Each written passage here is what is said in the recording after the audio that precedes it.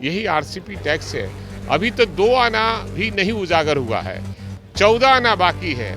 देश और विदेश में इनकी कितनी संपत्ति है उनको भी शायद पता नहीं होगा। आरसीपी जो टैक्स लेता हो उसके बाद पैसे की कमी होती है। ये आगे देखते रहिए आगे क्या क्या होता है। फिर बीजेपी में जाएंगे तो बेदागे हो जाएंगे, ईमानदार हो जाएंगे। नमस्कार, आप न्यूज़ फाउंडेशन देख रहे हैं। मैं हूं आपके साथ वंदना। हमारे साथ बात करने के लिए हैं राजद के मुख्य प्रवक्ता भाई वीरेंद्र और मनेर से विधायक हैं। विधायक जी, बीजेपी के बड़े लीडर ने तो कहा है कि 2024 और 25 के चुनाव जो हैं वो साथ में लड़ेंगे, लेकिन जदयू के राष्ट्रीय अध्यक्ष ललन सिंह ने कहा कि यह बात काल्पनिक है। देखिए, सबसे बड़ी चीज़ है कि ये बीजेपी वाले जो हैं कथनी और करनी में कोई सामंजस्य नहीं है। हर बात को जुमले में ये रखने का काम करते हैं। हो सकता है बीजेपी का ये सब जुमला ही होगा। आगे क्या होगा, राजनीति संभावनाओं का खेल है और राजनीति में आज क्या होगा, कल क्या होगा, कोई नहीं जानता है। ना कोई परमानेंट दोस्त होता है और ना कोई परमानेंट दुश्मन होता है। इसलिए ये काल्पनिक भी बात हो सकती है। लेकिन जिस तरह से तेजस्वी यादव ने कहा कि बीजेपी की औकात नहीं है कि अकेले चुनाव लड़े, तो बीजेपी का कहना है एकदम सही बात है कि बीजेपी कभी भी औकात उनकी नहीं है कि देश भर में अकेले चुनाव कहीं लड़ सके। ये छोटी पार्टियों से मिलकर कहीं ना कहीं घाल मिल कर चुनाव जीतती रही है। कहीं भी देश में अकेले अगर बीजेपी चुनाव लड़ेगी तो उनको हैसियत का पता चल जाएगा। लेकिन बीजेपी ने जवाब दिया है और कहा है कि राजद की इतनी औकात नहीं है कि हमको चुनौती दें।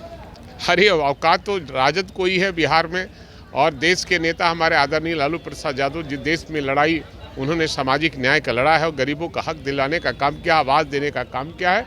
हैसियत तो इन्हीं की है, उन लोगों की कोई हैसियत नहीं है। उनकी हैसियत केवल देश लूटने की है, देश में हिंदू और मुसलमान करके राजनीति करने की है, देश बांटने की है। इसके अलावा उनकी कोई हैसियत नहीं है। भाई वीरेंद्र जी, जिस तरह से बिहार के बड़ी बड़ी पार्टियों की तरफ से यह कहा गया कि लालू प्रसाद यादव अचल संपत्ति जमा किए हैं, अब तो जदयू के सबसे बड़े लीडर कहे जाने वाले आरसीपी, अरे ये तो एक आदरणीय लालू प्रसाद यादव को फंसाने की साजिश रची जाती है। आप जांच कीजिएगा तो पता चलेगा कि इनका तो एक आना भी नहीं है उन लोगों के हिसाब से।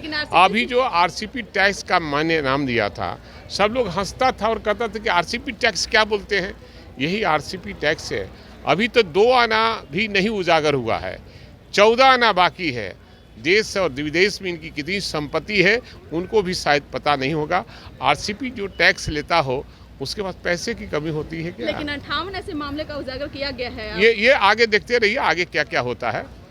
फिर बीजेपी में जाएंगे तो बेदागे हो जाएंगे, ईमानदार हो जाएंगे। तो क्या लगता है कि इन पर कार्रवाई होगी क्या? अगर अब आगे उनकी पार्टी समझे, जिस पार्टी में है वो समझे, और ईडी सीबीआई समझे, हम क्या जानते हैं इस बारे में। क्या लगता है कि मुख्यमंत्री और ललन सिंह से बगावत करना आरसीपी सिंह को भारी पड़ा है? ये वो बताएंगे कि क्या उनका ये रहा है, और जो करेगा वैसा पाएगा। भाई वीरेंद्र जी, आप पार्टी की तरफ से बड़ा जिम्मेवारी आपको भी दिया गया था, किस तरह से निर्वहन किया और कहाँ कहाँ आपने भ्रमण किया? देखिए, हम सभी जगह हम पटना से शुरू किए, भोजपुर गए, बक्सर गए, फिर कैमूर गए, फिर रोहतास गए, फिर औरंगाबाद गए, औरंगाबाद से अरवल गए, गया गए, और फिर जहानाबाद होते हुए पटना लौटे। क्या लगता है कि आने वाले समय में बदलाव होगा? एकदम बदलाव होगा, और हमारे नेता आदरणीय तेजस्वी प्रसाद यादव बिहार के मुख्यमंत्री हैं। सब नौजवानों की चाह है, हर जाति के नौजवानों की चाह है कि हमारे नेता तेजस्वी यादव मुख्यमंत्री बने। क्या लगता है कि आगे जिस तरह से आरसीपी सिंह को एक बार फिर से जदयू जो है टारगेट कर रही है, ये कहा जा रहा है कि जिस तरह से ललन सिंह से उन्होंने बगावत किया, मुख्यमंत्री से ये किया, तो क्या उस सब का भी इसमें असर है देखा गया? देखिए ये सब उनसे बात कीजिएगा उनके बारे में। तो